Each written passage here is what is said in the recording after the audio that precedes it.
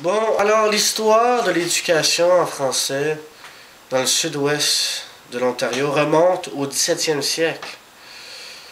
La première école où l'enseignement se déroulait en français remonte à peu près à 1660, durant la période des expéditions de Robert Cavelier de La Salle.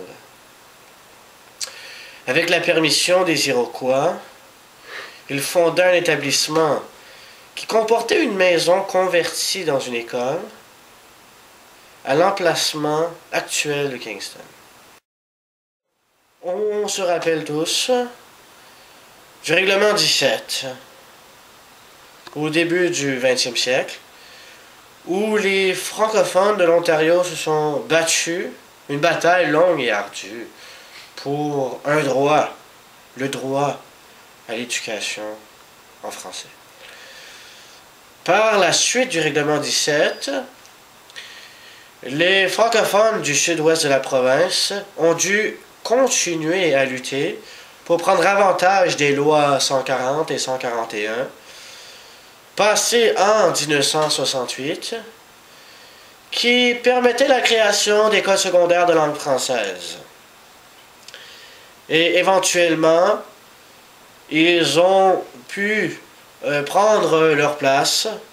Évidemment, aujourd'hui, nous constatons qu'il y a plusieurs écoles de langue française dans le sud-ouest. Mais encore, on s'aperçoit que c'est un milieu minoritaire francophone et ils continuent à essayer de prendre leur place.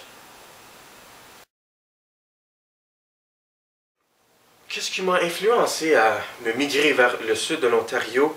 C'est bien les conditions de travail dans mon conseil antérieur n'étaient pas sur le même niveau que les conditions de travail au conseil sud-ouest. Une statistique très importante qu'on doit prendre en considération, c'est dans les classes de maternelle jusqu'à la 3e année, le montant d'élèves dans les salles de classe sont de 20 personnes ou moins dans 93,4% des classes. Plus aussi, dans 100% des cours, le taux est de 23 élèves ou moins. Il y a une amélioration dans le domaine de la 3e année dans la lecture. Il y a une amélioration de 21% dans l'écriture au test provincial pour les 3e années. Pour les 6e années, il y a une hausse dans le domaine de lecture de 13%, écriture 18%. Donc, on peut s'entendre que ce programme AAA-là marche très bien.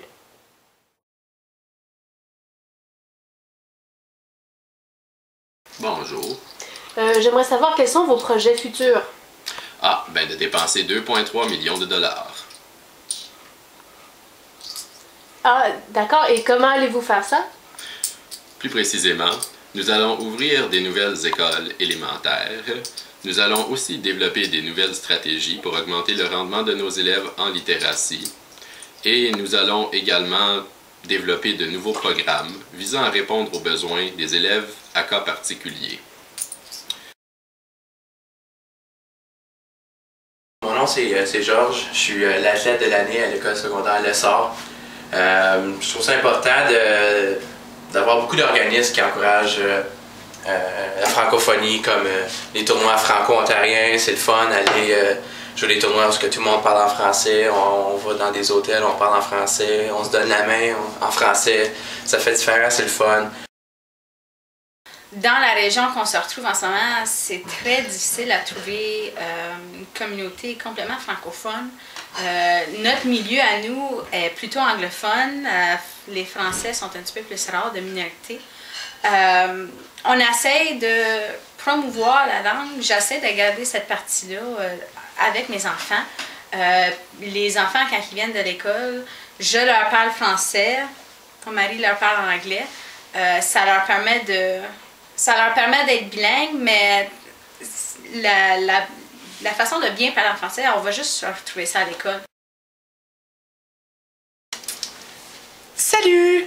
Mon nom est Charlène Lapensée. Je suis présidente de l'école Le Caron à Penetanguishene. Je crois que c'est important de parler en français surtout pour reconnaître tous les efforts et les batailles que nos ancêtres ont vécues. Donc, par respect, c'est bien de parler en français, de poursuivre nos études en français et de vivre en français. Mes racines me transforment, je trace ma place, ma culture m'emporte. Au bois à Muskoka, il y en a plein. Puis durant ces camps de leadership-là, la valeur numéro 1 est la francophonie.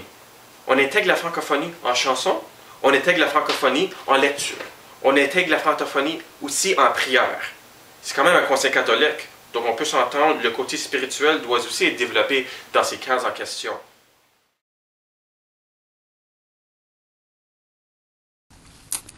Eh bien, la mission de notre conseil, c'est d'offrir une éducation de qualité à tous nos élèves, ce qui leur permettra de grandir et de s'épanouir non seulement sur les plans physiques et intellectuels, mais encore plus du côté moral, social et culturel. Et puisque nous sommes un conseil catholique, sur le plan spirituel aussi. Pour y parvenir, on encourage et donne occasion à nos élèves de participer activement au développement de sa communauté et celle du monde entier. Nous envisageons de continuer notre succès actuel tout en développement des programmes qui auront pour but de répondre aux besoins particuliers de chaque élève.